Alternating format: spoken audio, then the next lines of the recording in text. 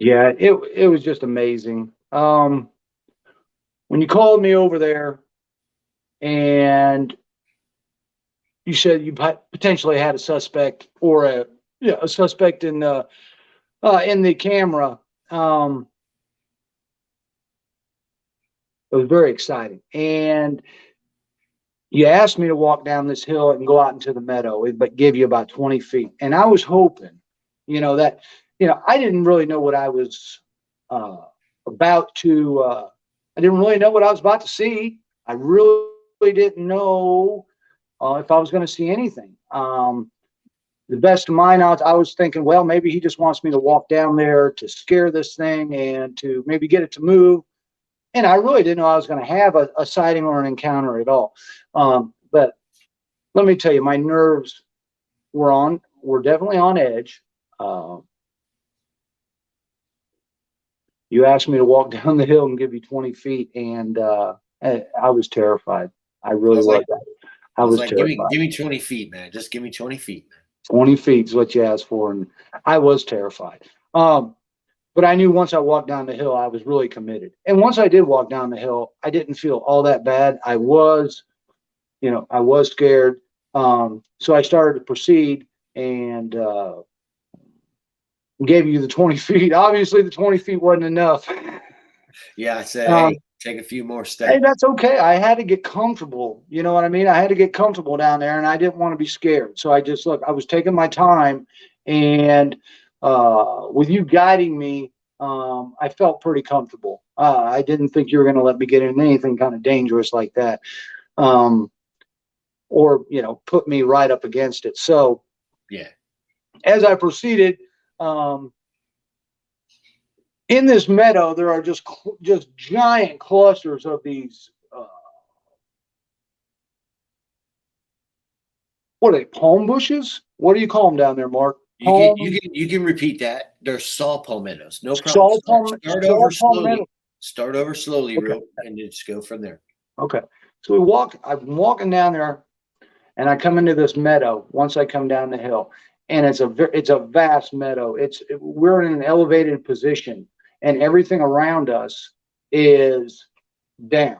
So we have the advantage of being able to look to each side, one or the other. So I go down on the obviously on the left side and down into this meadow, and this meadow is very vast, and it's full of these giant saw palmetto bushes, these clumps that just spring up here and spring up here, and so it was easy walking as long as you go in between. And as I'm scanning around, I'm trying to find what you're looking at, and trying to get a visual. You were just a little too far to the right. It was like you got turned a little bit, and I was trying to get to the left. Oh, as soon as I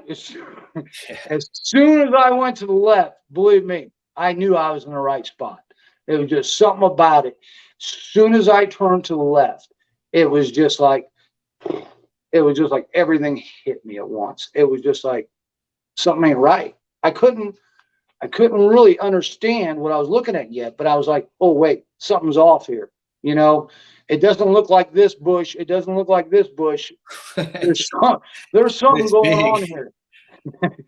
And as the best way I can describe it is on either side, it looked like there were these dark pockets. It was almost like it was framed for me a little bit. I could just remember looking at that and just going, okay, you got dark. What's that in the middle? And it took me a second to realize what I was looking at and to take out everything else and distinguish that in the middle. And when I saw it, I was just taken back. It was like tunnel vision. It was just like all of a sudden my body just stopped, reacted. I couldn't believe what I was seeing. I was trying to get it all into focus, and when I did, it was just amazing. It was just the craziest thing I've ever seen in my life. Your heart started pounding? It was giant. It was. Did your heart start pounding? My heart jumped out of my chest. Yeah. I mean, I left it back there in the meadow. Bigfoot got it. Okay, so when I get into that, well, let me ask you a question real yes, quick. sir. The creature was what I couldn't see without the thermal. Only thing I could see through the thermal was, like you said, he was surrounded in shadow, and what I assumed was that he was inside and back in there like a little bit. Is that what you saw? After I viewed the video, yeah, it kind of looked the same way. And I don't know. Obviously, those are when you see those dark spots, those are obviously vacant areas, or however the thermal reads them. But lower temperatures, period. Lower temperatures. The thing was like its head was on the ground. It was. I mean, I couldn't see how it could get any more on the ground than it was. It had to be laying there. You know what I mean? Right. And maybe even tunneled in, because a little bit. Yeah, probably laying in a whatever hole he dug. Well, that's those ditches. We find ditches in and under the saw palmettos. They could be 6 feet long and a foot deep. So, but do you remember what color the skin was? Did you see any variation of color? Oh no, the skin was very light color. It was probably a light gray. I mean, that's what it looked like to me in the flashlight. It looked like a light gray, and possibly even a shade lighter. You understand what I'm saying? Probably somewhere in there, really light gray. But it was definitely not a dark face. It wasn't a black face. It wasn't a, you know what I'm saying? It was white to light gray, or in the flashlight light. That's what it appeared to be to me. Wow, man. Wow. And that goes along with what we're catching on film is the huge achromatic white colored clown white skin. And so that's terrifying. I saw it up close once, and then I've seen it since on several occasions from a distance on some very large individuals. And I found it terrifying. I couldn't imagine what you were thinking when you saw the face there, because I know I was uncomfortable through the whole experience, and I had to continue going back to the research data that suggests that we've been walking in here amongst the creatures for 10 years and he'll be fine. We need this data. He's agreed to it. We can do this. You know what I mean? Mm-hmm. And so, what were you thinking about, like, getting out of there? Like, you've seen the creature now. Oh, it was amazing. Yeah, I was shocked. It was, if it wasn't looking right at me, its head was directed right at me. And what I've seen then after that, it looked Aboriginal, like you said, Neanderthal, caveman-ish. It almost had, I don't know if these were deep creases, and it almost looked like I had a Fu Manchu. And as I told you before, the head was every bit as big as a 5-gallon bucket, as far as, long. And that was the thing that threw me off. That was what I had to recognize right away, because you're not looking for that. You're not looking for a head the size of a 5-gallon bucket, especially not a caveman. And that was it just, when it hit me, it was amazing, scary. But I was in wonderment at the same time, but afraid to take my eyes off of it, because I knew I had to retreat. And we're in pitch black. Like, most people don't understand. Like you said, you don't use the flashlights until that point on the expedition. We used no flashlights. So until you said, grab your flashlight, this is what I want you to do. Who, me? This is what I want you to do, and walk down there. And so I took my little 500 lumen flashlight, and like I said, proceeded to go down there. And it was amazement. It was fear, amazement, wonderment, and just, it was everything I went down there for, Mark. That's what I wanted. I needed confirmation.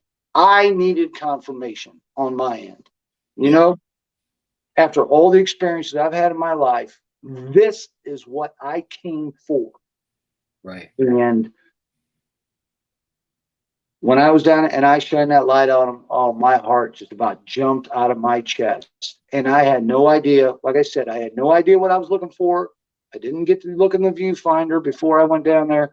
And all I can remember after that is my body wouldn't go it forward anymore. It just natural. It's just like back up. I mean, it was just a shock. It was like back up, back up, back up. The only problem is it's pitch black, and I was scared to take my eyes off of it to be able to turn around because I was that scared. I thought maybe this thing was going to jump up and like maybe come out getting pissed off. I had no idea what it was going to do, but I sure didn't want to be its dinner.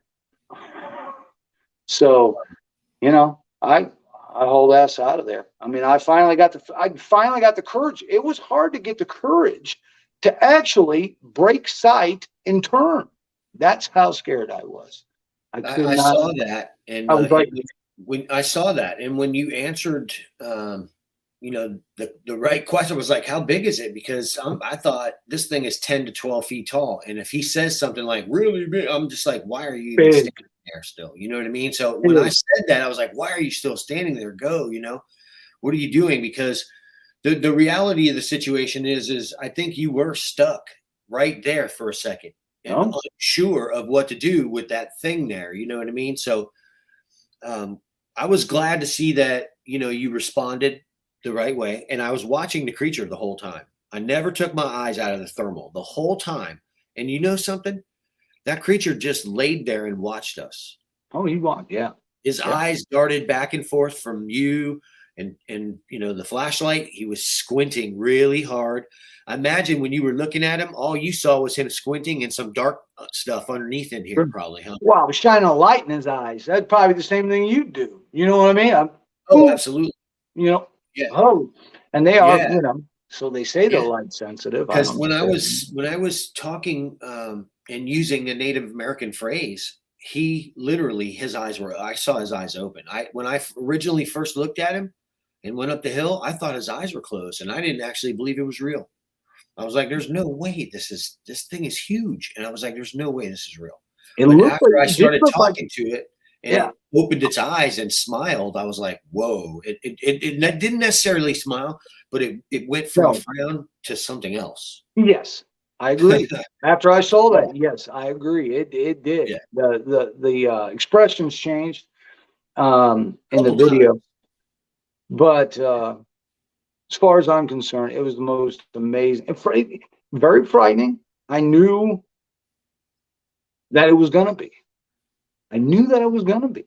I mean, there's no way that anybody in their right mind is not going to be scared out there in the middle of nowhere, walking down in a swamp where God knows what lives. And hey, let's just take Bigfoot out of the equation.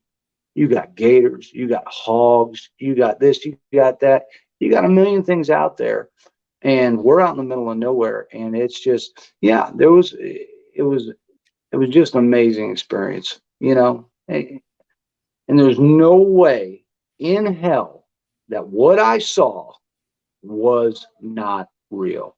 No way. No way. And the other ones as well, Yeah. Here we viewed one off the other side, 60, 70 yards away. Come over here to the other side. This guy I walked down there, maybe he was 50, 60 yards away. But I had no idea what I was in store for. I was totally ignorant. I had counted on having that moment at some point again. The last time was a while ago. And Kerry didn't want to take the walk, and he was like, "You take the walk," and I was like, "I'll go down there," and he's like, "Don't go down there," and I was like, "Oh man!" And so I usually ended up going by myself over the hill, and I would go around the hill and walk down in there by myself and go through the bushes in the front where he was laying, because they're usually around there. And I've been in there so many times, and they've been so close, and you see it in the footage when you come to examine it afterwards. You're walking by and you pan over this way, and then there's a creature but you never saw it because you were looking over here and the camera just went an extra inch too far and accidentally got him as he was going down. But Right. you get his whole face and you know what it is. It looks like a There's no giant doubt. garden troll, man. Oh yeah, It's absolutely. It ridiculous. does. A giant garden troll. That's a great It does, freaking way man. to explain. They are creepy looking. It is so weird, And they isn't it? differ. Oh my goodness. Yeah. Um, Well, you got to it's a see you it's a got to see it's a one of the special weird spot. ones. It's a special spot, and man, you are so lucky, Mark, being down there. I mean, I wish. You know what? If I was down there and I had to fly out the next day, I would have been back in there. I I would have been back in there. Yeah. It's just crazy. It's incredible, isn't it? You give me a life-changing experience that no one can take away from me. Nobody can take away from me. I don't care. All these, if anybody said, "Oh, didn't I?" They'd be nuts. Go on the camping trip, and then you'll find out. That's Go right. on the camping trip. Well, Then you'll understand. Shawn, the videos speak for themselves, and it's only like people that are doing this kind of stuff that will do that kind of stuff. I mean, everybody has respect for what's going on here, and really that's what it is. And there's a handful of people that are somehow chiming in about something. They're not even involved in anything, Shawn. So, I look at anybody No. that questions the validity of our research. We've always said the same thing, man. It's a question of putting your boots on, Right. Come on out. going in, right? And here's the thing: if you're going to try to refute somebody, you have to do the work to do it. You can't just talk about it and present some stuff you copied online and somebody said this and this and that. So there's absolutely no way, man, that anybody can reconvict this as anything but what it is. Irrefutable. There were 3 eyewitnesses to this. I will. Oh, to you. Yeah. Isn't that right, Mel? Yeah. Melanie's an eyewitness to this. Right. Besides me and you. Yeah. And Kathleen. What? Kathleen, you, and Mel. Right. Yeah, that's what I'm saying. And There's 3 yeah. eyewitnesses, man. And I actually filmed the creature first and was not sure. I was not sure because, to be honest with you, I'd never seen that creature before. And I've seen about Mark, all of them. I thought I'd seen them all in that area. I'm it's been 10 years. I'm a novice at best. I've never, I got boots on the ground because I do a lot of hiking. You know my history. You know what I do. You know I've been outdoors. All I got to say is I feel like the luckiest man in the world, and I'm so glad I know you, and I am so glad that you introduced. You got me there. It was just, it's undescribable. It's unthinkable. I can't thank you enough. There's no money in the world that can make this any better or worse. I mean, I would have paid 5 times what I paid for the experience that I got. And I would not have had a qualm about it. I mean, that's how amazing the experience was. And how much I learned is so invaluable as I proceed and go forward, and hopefully I can contribute something to this, in the future. I want to help you with that right now. And I'm going to lay Absolutely. it out for you. This is kind of how I do it, right? So I have an encounter, and then I'll go back over the encounter and I'll examine every little aspect of what happened and where and how and when and the behaviors witnessed and how the interaction went and if there was any interaction and what exactly.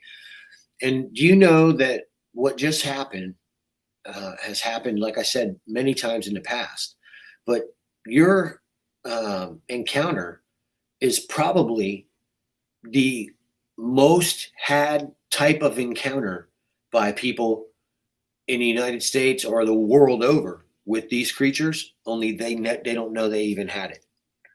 You'd have never even known you had that you would have walked right past that creature. Oh. I guarantee you the only thing that thing was going to grab was 4 legs. If it was a deer or a hog. Melanie and I have been in those bushes with those creatures. And I'm telling you, they could have got us every single, we were like retards going in there, bro. We knew nothing in the beginning. And I remember those creatures were all around us and we could do nothing about it because we were like, by the time you looked, they were somewhere else. The sound you heard was them moving to go somewhere else. So you look and see where they were, not where they are. And we didn't catch on to that for a while. So them fucking things were having a field day all around us in these bushes. And we were terrified. But you know what? We started to stand our ground and push back. And they started to respect a little bit of distance between us, because I ran after the motherfuckers a couple times. You know what I'm saying? Mm-hmm. And no shit, I ran right in there, because the bottom line is like, if I want to know for sure that this isn't some punk kid like me. Mm-hmm. You know what I mean? Because I was like, this could be like my brother and me, man. You know what I'm saying? We were like 15. We do shit like this to people, man. You know what I mean? So I'm like, this has got to be them, you know, and it wasn't. It was these creatures, and that's what we learned real quick, you know. I had a couple people even mention the fact they're like, well, why didn't you go up to it? Why don't you go kick in the head or blah, blah, blah, Yeah, blah, blah. it's ridiculous. Are you freaking serious? You're looking at an Aboriginal caveman with his head 3-4 times the size of yours, and you want to go over there and piss it off? No. Yeah, I guarantee you put anybody in that situation, they're gone. They're gone. Yeah. They're out of there. And that's just it. Now, like I said, why would you want to provoke it? There was a guy killed in there some time ago, but you know, we don't know what happened. But at the same time, maybe he ran across one and he shot at it, and maybe that was it for him. You know what I mean? No, you're right, man. And also safety is the primary thing. So the whole thing is going to be directed by what we know. And so you were following directions, man, and that's where we stay safe. If you had done like a thing where you just ran off, script, man, who knows? I can't control that. I have nothing, you know what I mean? So we have to do things very specifically. That's why I asked you, give me 20 feet, man. Okay, a couple more feet. Because what I was trying to do was get you in the foreground for scale. And when I saw where you were, I've been standing there many times, and I've shot that same area many times. Melanie and I heard an individual over that hill one morning run off screaming. It freaked us both out, man. So I knew it's about 60 feet to that palmetto. If I get him 20, he'll be at least, 40 feet from it, and I can at least get him in the shot, and I'll know the distance, and I can judge the size of this thing's head. Finally. I was real damn close. It was real damn close. But the other thing is, and this was the biggest part of what you helped Crypto Reality achieve. We now know that these creatures actually can have lower temperatures that are closer to the ambient, the bush. Yeah. Not as cold as maybe the shadow, down in near the bottom of the plants.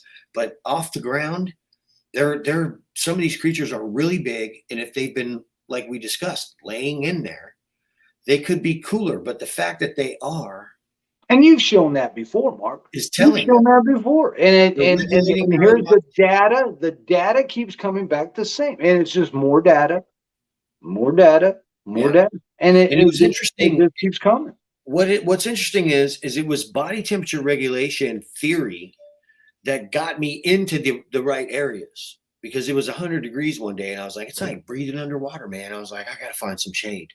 And I went in the shade, and I was standing in there, and I went, oh my God, it was like a light bulb. And so then I went, I bet they're right here somewhere. And it was the only shady thing, and for a while in every direction. And sure enough, there was activity in that area every single time we've been there since. And I'm sure it's a cooler temperature area. With the aquifers, with the low water level there, all you got to do is dig down a couple feet, and you're laying in cool water. 72 degrees. And these creatures could be digging out a couple feet underneath those, laying in that cool water, laying under the shade, and then on top of that, they're resting. Boom. That brings that body temperature right. That's the only thing I can, unless they do something at rest that I don't know about. And I don't know shit. So this is the variable. Here's the variable everybody's missing. The variable everybody's missing is the palmettos allow no radiation, almost no radiation to penetrate. No radiant light. No radiant. No, it's like they're almost insulators. So that's I think that's the primary reason that they love being in there. You film the saw palmettos at any given point, and they're reflecting the sunlight. They're reflecting it. Their palm fronds have a texture that literally, will send gleams back at Sure. your camera lens. Remember, we saw that one. It looked We like a saw bunch of that on the chrome. expedition. We were out in the field on the second day, and we saw that, and it looked like a bunch of chrome and metal out there. And I what did went it turn in. out to be? It was the palm Yeah, frond. I hiked in. It It was was just a palm palm frond. frond. Yeah, That's right. absolutely. Yeah. I've seen all kinds of looked stuff like like that. chrome out there. It did. And so when we go and we check those things, we eliminate that wild sounding anecdote. Like, we saw a bright light in the forest in broad daylight. Well, in point of fact, 4 of us did. And then when we investigated, it was a palm frond reflecting sunlight. Yeah. And here's the thing.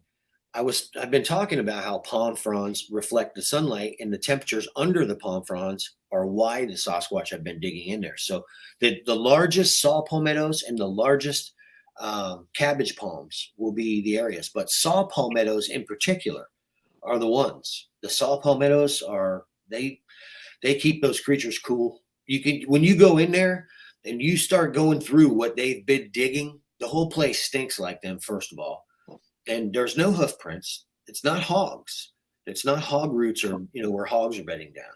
These are strategic hides and blinds, and they're different directions. Oftentimes there'll be 4 layups inside one of these things, one in each direction. And there'll be game trails or primary observation points of interest, like the crossroads where there's a confluence of game trails or major trails. And there's a big hide. And it's like you can lay in there, peek over this little berm, and watch that spot with bushes in your face. So you're inside in the shadow, exactly the way you observe the creature. Yeah. And I know they build these spots. You remember the first Bigfoot we saw the first night? We went back there the next day, and right in the spot he was standing. You remember that thing that was kind of like a lean-to that they had built under there? It was a small one, but I was like, yeah, this don't look exactly natural here to me. It looked like it was something was throwing crap over the top of it and using it as a blind, a makeshift blind. It was rough, but it wasn't natural. That's what it looks like. That's what it looks like when you take a large stick and lean it up against something and put a few more things over it real quick and then jump in there, because you want it to look natural. Yeah, it's just a shanty. Yeah, it was a little lean-to shanty. It looked perfectly natural. When we got back there and crawled around, there was no doubt in my mind, these things have networks. When you get in these big palm networks, oh my goodness. Trails. There could be 10 of them in there, and you would never know it until you started crawling. Crawl in there. Crawl in there. Yeah, I'm all set. Who's got the? Well, look, Shawn, I really appreciate tonight's interview, man. Thank you for doing this second one. I think we got everything we need. And Mark, thanks a lot again, buddy. I really appreciate it. Yeah. I'm sure we'll get to go squatching again at some point, dude. You know how it goes. Anytime you want to come down and do the camp out, you just sign up, man, and we're down, dude. Hey, time is right. Yeah, I'm gonna get my ducks in a row here. I'll be back out here real soon, brother. I'm gonna get the Squatch Mobile going, and then I ain't gotta fly. I'll get that down there, and then that'll be outpost 1, man. It's gonna be nice. But dude, again, Mark, surveil the area. You're my brother, man. Thank you very much, dude. You're good people, and I don't care what anybody says. We appreciate you, man. We appreciate you. Thanks for coming in with our project. You've been my friend, and you've showed me the most amazing things in my life, and I can never repay you other than the fact that anytime I can help you, Mark, please let me know. If you need help, you got something big going up, dude, I'll come down. Okay? I will, buddy. I'll let you know. Bro. All right, man. All right. Have a good night. Rock on, man. I'll talk to you soon. Thanks. Okay. Appreciate you. Later, brother. Late.